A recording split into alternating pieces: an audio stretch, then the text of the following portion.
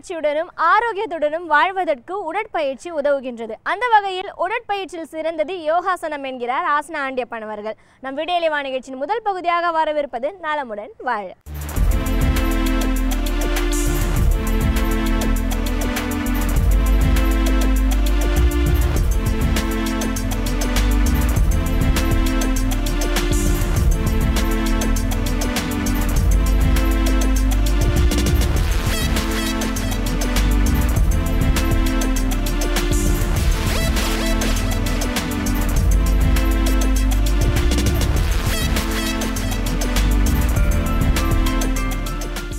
என் இனிய உலகத்தமிழ் மக்களே, தாய்மார்களே, பெரியோர்களே, சிறார்களே, என் அருமைச் சீடர்களே, யோக நண்பர்களே, யோக விரும்பிகளே, உங்கள் அனைவருக்கும் என் இனிய காலை வணக்கம். கலைஞர் தொலைக்காட்சி நிகழ்ச்சியில் நலமுடன் வாழ என்னும் பிரிவில் யோகாசனத்திற்கு அதிக முக்கியத்துவம் கொடுத்திருப்பதை நீங்கள் அறிவீர்கள். ஏனெனில் முதல் நிகழ்ச்சியாக யோகாசன நிகழ்ச்சி வரப்படுகிறது. ஆரம்பமே யோகாசன நிகழ்ச்சி தான்.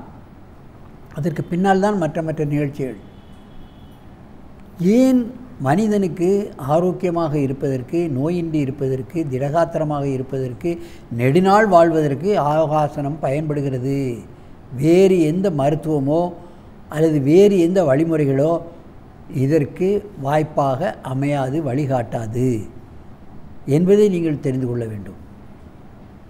ஆகவே தான் அதிகாலை வேளையில் இந்த நிகழ்ச்சி மக்களுக்கு தரப்படுகிறது. அந்த நிலையில் நமது அரங்கிற்கு இன்றைக்கு திண்டுக்கல் மாவட்டம் கொசவப்பட்டியிலிருந்து 30 மாணவர்கள் வந்திருக்கிறார்கள். 2 பகவத் ஜீவிதா 3வது வகுப்பு, சபரிஸ்ரீ 3வது வகுப்பு.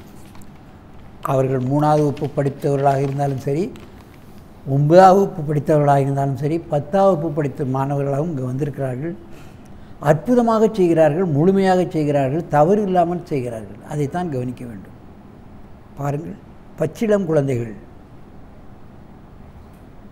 எவ்வளவு இளமையான வயதில் அவர்கள் இந்த யோகாசனம் செய்ய வேண்டும் என்ற விருப்பத்துக்கு வந்திருக்கிறார்கள். பாருங்கள், அந்த பள்ளியில் அத்தனை மாணவர்களுக்கும் யோகாசனம் கட்டாய பாடம். அங்கே உள்ள ஆசிரியர்கள் அவர்களுக்கு அற்புதமாக கற்றுக் கொடுத்திருக்கிறார்கள். அவர்கள் இப்பொழுது பாருங்கள், இந்த குழந்தைகள் அற்புதமாக ஒரு பிரயாசனத்தை செய்ய போகிறார்கள். என் அருமை குழந்தைகளே, நீங்கள் பத்மாசனத்தை கலத்தி விட்டு அப்படியே எழுந்து நில்லுங்கள்.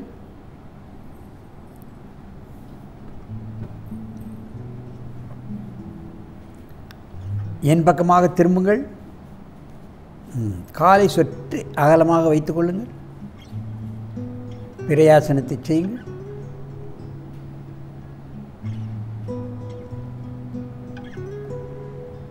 எவ்வளவு அழகாக முதுவை வளைக்கிறார்கள் என்பதை பார்க்க வேண்டும். முதுகெலும்பு வளைய வளைய நான் ஏற்கனவே சொல்லிக் கொண்டிருக்கின்றேன்.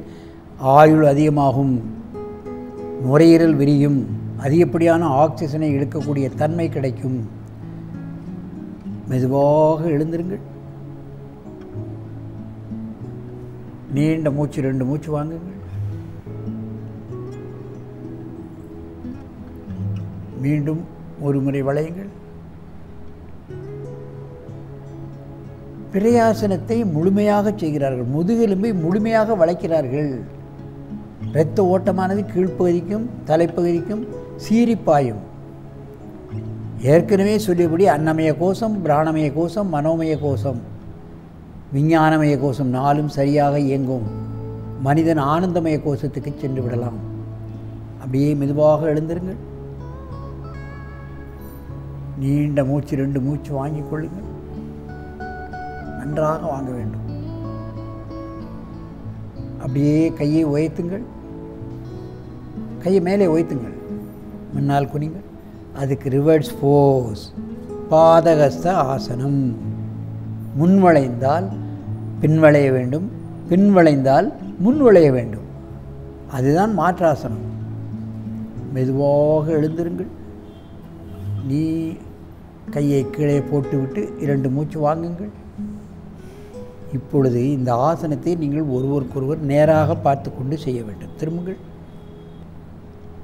பிறையாசனம் என்றால், பிறை என்றால் சந்திரனில் பிறை வரும், அரைகுறை சந்திரன்.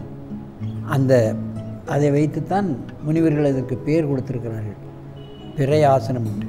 பாருங்கள், கழுத்து வளைக்கப்படுகிறது, தைராய்டு கிளாண்ட் சரியாக இயங்கும், இடுப்பு வளைக்கப்படுகிறது, வயிறினுடைய நாடி நரம்புகளெல்லாம் இழுக்கப்படுகிறது, மார்பகம் விரியப்படுகிறது, தலை பின்னால் போகின்றால் தலைப்பகுதிக்கு பிளட் சர்க்குலேஷன் அதிகமாக கிடைக்கின்றது. ஜீரணக்கருவிகள், நுரையீரல், புலன் உறுப்பு, மூளை, இதான் முக்கியமான உறுப்புகள் சரியாக இயங்கப்படுகின்றன. மெதுவாக எழுந்திருங்கள், கையை உயர்த்துங்கள், முன்னால் குனியுங்கள், பாதகசாசனம், காலை சேர்த்து கொள்ள வேண்டும், தலையை உள்ளே கொண்டு போங்கள். முன் வளைந்தால் பின் வளைய வேண்டும், பின் வளைந்தால் முன் வளையணும், அதான் மாற்றாசனம். நேராக வந்து பத்மாசனத்தில் முன்பு போன்று அமருங்கள். அங்கே பார்க்க பத்மாசனத்தில் அமருங்கள்.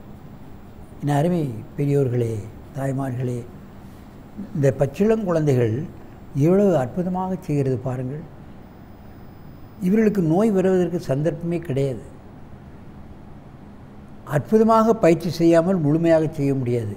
அனுதினமும் செய்யாமல் இந்த ஆசனத்தை செய்ய முடியாது. முழுமையாக செய்கிறார்கள். மாணவர்களுக்கு பள்ளியில் அனுதினமும் அங்கே மற்ற ட்ரில்லெல்லாம் செய்கிற மாதிரி இதை செய்ய வைக்கிறார்கள். அதைத்தான் நான் கவனத்தில் கொள்ள வேண்டும். இந்த ஆசனத்தை அவர்கள் பழகிவிட்டால் ஆரோக்கியம் தானே மனிதனுக்கு மிக மிக முக்கியம். ஆரோக்கியம் எந்த கடைகளில் கிடைக்கும்? கிடைக்காது. டிவியில் ஒரு பெரியவர் சொன்னார்,